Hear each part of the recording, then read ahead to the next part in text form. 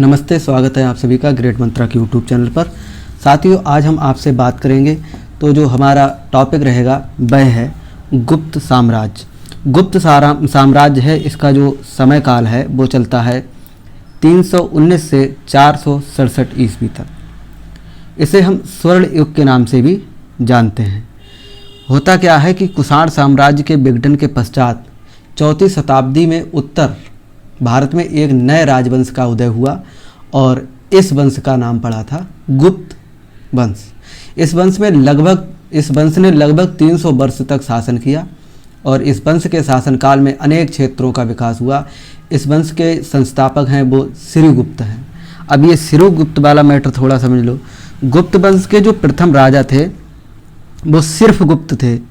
श्री की उपाधि उसने राजा बनने के बाद धारण की और श्रीगुप्त व घटोत्कच जो थे वो महाराज कहलाते थे। वहीं श्रीगुप्त प्रथम ने महाराजाधिराज की उपाधि धारण की और इसके बाद में घटोत्कच के बाद में चंद्रगुप्त प्रथम और समुद्रगुप्त और रामगुप्त और चंद्रगुप्त द्वितीय और स्कंदगुप्त जैसे शासक हुए।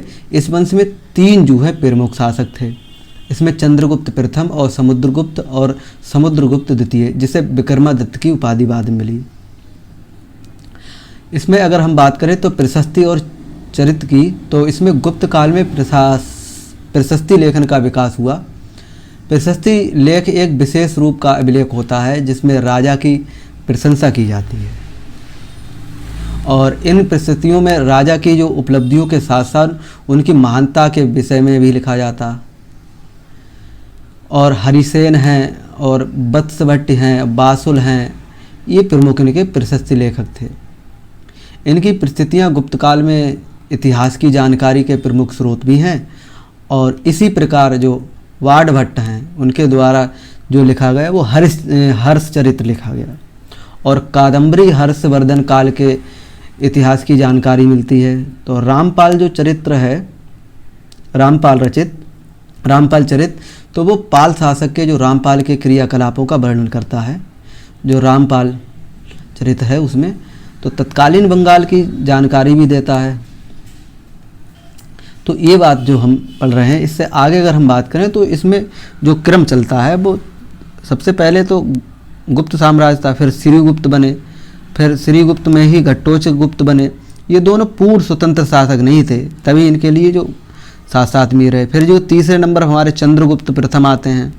तो गुप्त वंश का जो वास्तविक संस्थापक है वो इन्हीं को माना जाता है और रामगुप्त और समुद्रगुप्त ये उपाधि इन्होंने पराक्रमांक धारण की।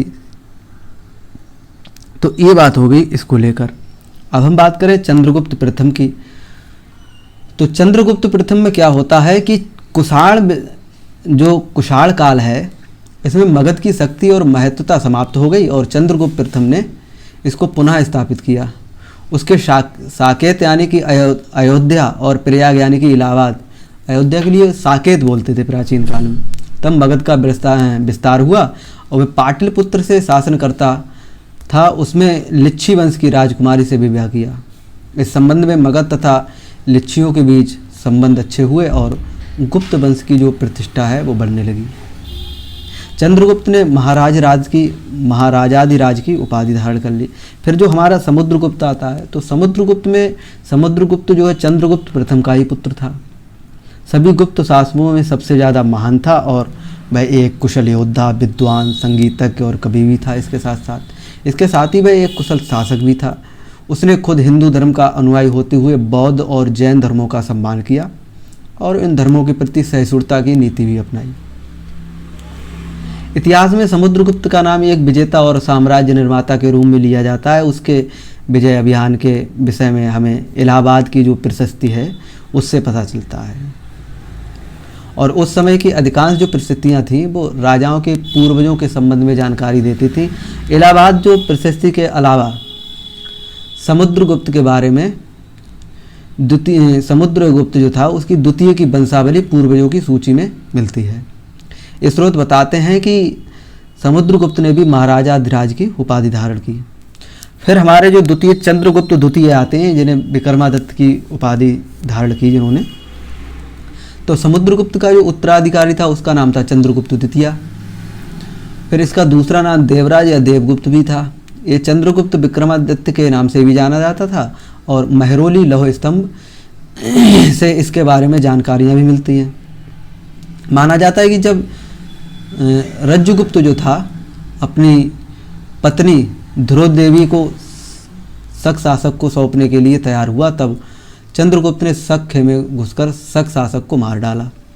बाद में उसने रामगुप्त को मार डाला और ध्रुव देवी से शादी करके खुद राजा बन गया। तो उदयगुरी और जो सांची और मथुरा के जो अभिलेख हैं, महरौली जो दिल्ली में पड़ता है, कि जो लौह स्तंभ हैं, अभिलेख और सिक्के चंद्रगुप्त द्वितीय के समय की जानकारी के स्रोत माने जाते हैं और इन स्रोतों से ज्ञात होता है कि चंद्रगुप्त द्वितीय ने गुजरात और जो है मालवा और सौराष्ट्र के शकों को हराकर उनके क्षेत्रों को अधीन कर लिया। इस सफलता से चंद्रगुप्त द्वितीय को पश्चिमी और समुद्रगुप्त प्राप्त हुआ। पश्चिम में क्या बोलते हैं, समुद्रगुप्त प्राप्त हुआ। भड़ौच और कैम्बे और सोपारा के बंदरगाह पर उसका नियंत्रण हुआ। इस कारण वह अपने राज्य के वाणिज्य व्यापार को बढ़ावा देता हुआ उज्जैनी को अपनी दूसरी राजधानी उसने बना ली। अब आते हैं हमारे जो कुमारगुप्त हैं। तो कुमारगुप्त में क्या होता है, कुमारगुप्त जो है वो चंद्रगुप्त प्रथम और द्वितीय और समुद्रगुप्त के समानी कुमारगुप्त प्रथम भी साम्राज्य का एक महान शासक था।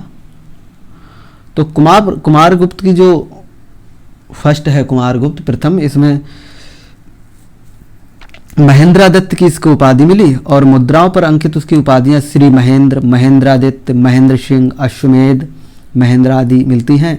और उसके स्वर्ण सिक्कों पर उसके गुप्त कुलामल चंद्र और गुप्त कुल व्योम शशि का कहा गया इसके लिए। तो शक्रादित्य और कुमारगुप्त की उपाधि महेंद्रादित्य को समानार्थी माना जाता है। और इसके बाद में जो सिक्के से उसके शासनकाल के विषय में जानकारी तो मिलती है, उसने 40 वर्षों तक शासन किया, ऐसी भी जानकारी मिलती है। इसके जो अभिलेखों में कुमारगुप्त के अनेक नाम भी मिलते हैं, जैसे अभी मैंने बताए हैं। और फिर इसके बाद में आता है स्कंदगुप्त। तो जो स्कंदगुप्त है, इसका शासन चलता है, ये पुरुगुप्त के नाम से भी जाना जाता है। इसका जो स्कंदगुप्त के जो उत्तराधिकारी हैं वो पुरुगुप्त के नाम से भी जाने जाते हैं। तो इनका जो चलता है वो 467 से 476 के समथिंग चलता है। तो कुमारगुप्त प्रथम का ही पुत्र था ये जो स्कंदगुप्त था, पुरुगुप्त था। तो स्कंदगुप्त जो है तो इसकी उपाधियां हैं क्रमादित्य और विक्रमादित्य और शक्रादित्य। तो स्कंदगुप्त का जो अंतिम प्रतापी जो शासक था वो स्कंदगुप्त है। और हूणों का गुप्त साम्राज्य पर आक्रमण स्कंदगुप्त के शासनकाल में ही हुआ है। श्वेत हूणों को पूर्वी हूण भी कहा जाता है, जिन्होंने हिंदू कुश पार करके गांधार जो था प्रदेश पर कब्जा कर गुप्त साम्राज्य का अभियान इन्होंने चलाया था, पूरा किया। तो ये बात हो गई हमारी स्कंदगुप्त के बारे में। अगर हम निचोड़ की बात करें सारी बातों का जो क्या बोलते हैं कंक्लूजन, तो मौर्य साम्राज्य के पतन की अगर बात करें तो मौर्य साम्राज्य के पतन के बाद दीर्घ काल तक भारत एक शासन सूत्र के अंतर्गत नहीं आ सका और मौर्य साम्राज्य के विघटन के बाद उत्तरी भारत की जो डमाडोल राजनीतिक स्थिति थी उसका लाभ भारतीय और जो यूनानी शक और पथियाई और कुषाणों ने उठाया। फिर इसके बाद क्या बोलते हैं आक्रमणकारियों स्वयं सर्वाधिक जो महत्वपूर्ण थे वो कुषाण साबित हो सके लड़ाइयों में।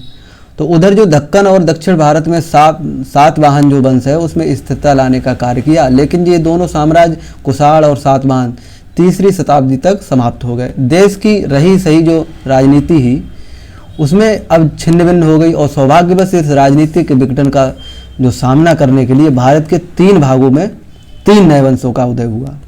इसमें जो है मध्य देश के पश्चिम भाग में जो है नागवंश और दक्कन के जो में बाकाडक और तथा बात करें तो पूर्वी में ये हमारे भारत में गुप्त वंश चालू हुआ।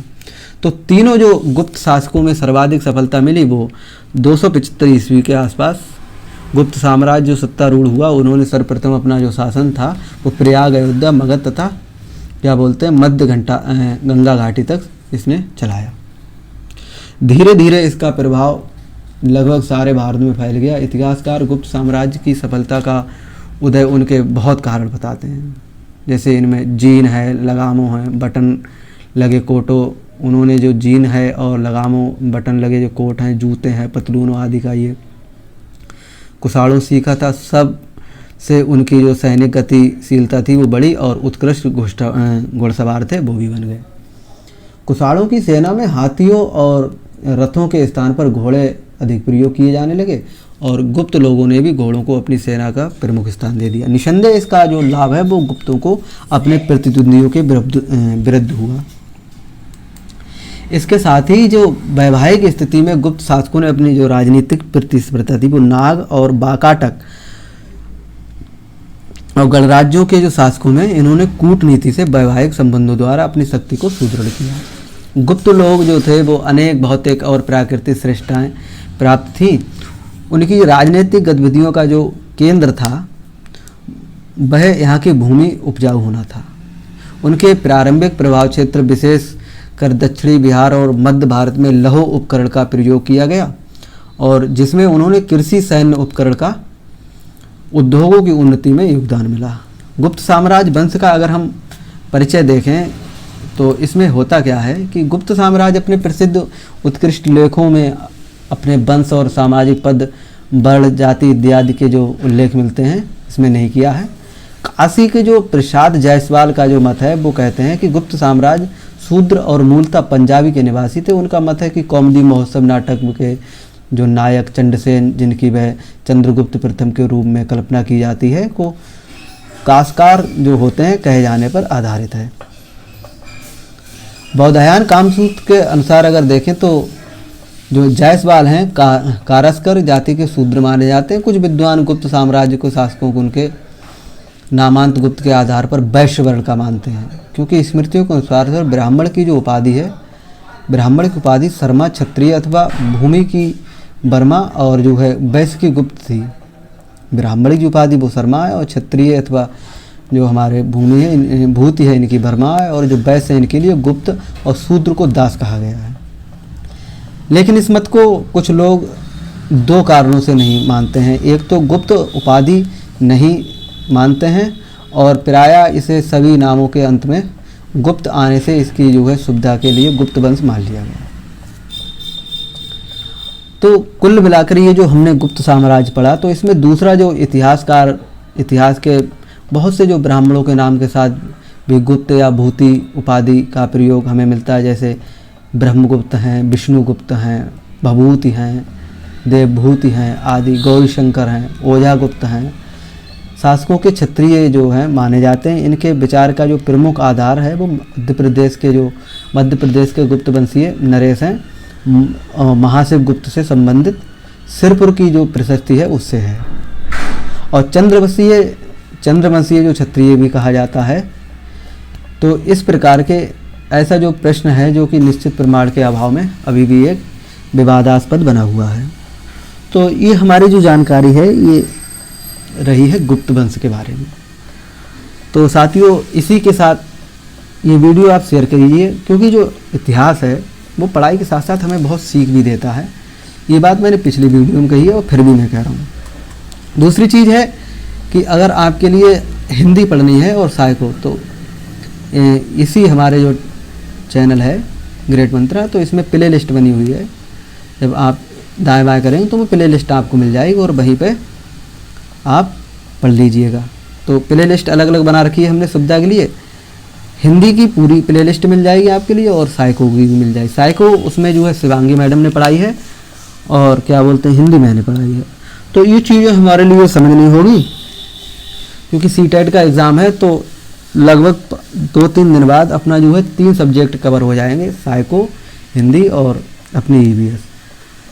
तो नेक्स्ट लेक्चर में ये आप पढ़ते रहिएगा, और 3 सब्जेक्ट के बाद फिर मैथ और क्या बोलते हैं हम सेकंड लैंग्वेज लेके आएंगे। इन्हीं के साथ जो है पढ़ते रहिए, हंसते रहिए, मुस्कुराते रहिए। मिलेंगे नेक्स्ट लेक्चर में नेक्स्ट साम्राज्य के साथ। तब तक के लिए जय हिंद, जय भारत।